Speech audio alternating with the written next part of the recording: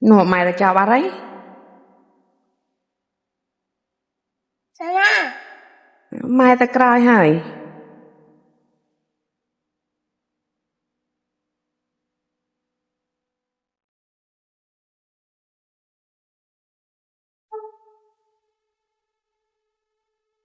Bye bye Bi.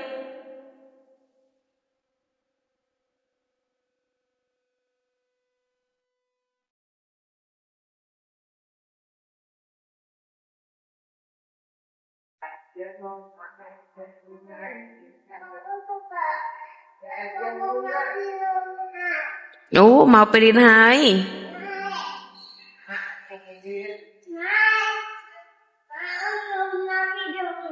Ý. Mai ông không tao điên. Chà. Mai ông không tao điên. Mai ông không tao điên. Chà con. Mai ông không tao điên. Chà.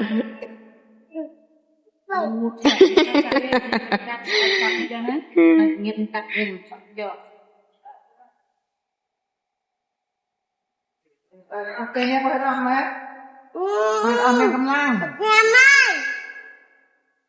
Con đi vào. Để nó của con đi vào. Good morning teacher.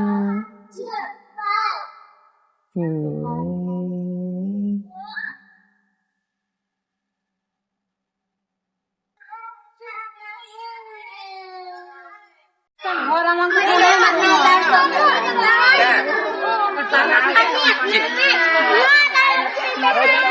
Hello baby. Ta ta nào ui o mai chẳng. Con bên na o mai chẳng.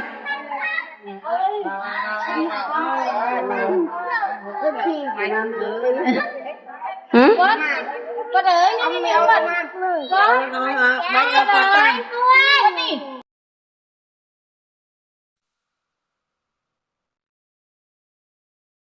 Là ai mai váy á nè.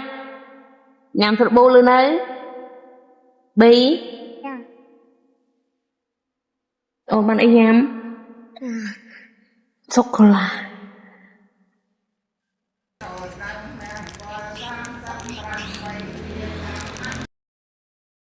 Bi thị.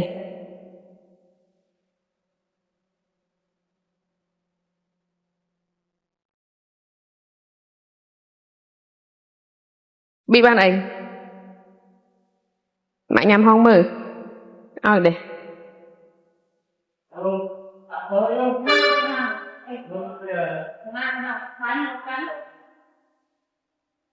À mẹ nhắm đấy. Nè, đầy mặt. Ăn mặt đây.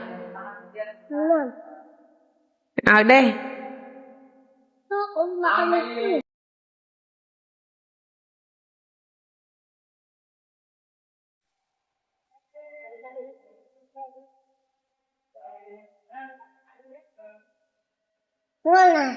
Ôi vui nè. Ui, áo cho ăn mày. Áo con. Mới nhanh đây. Nhâm chẳng. Nhắm. Con căng. Chà con. Con căng. À mẹ nhắm ấy. Nhâm tầng. Chà.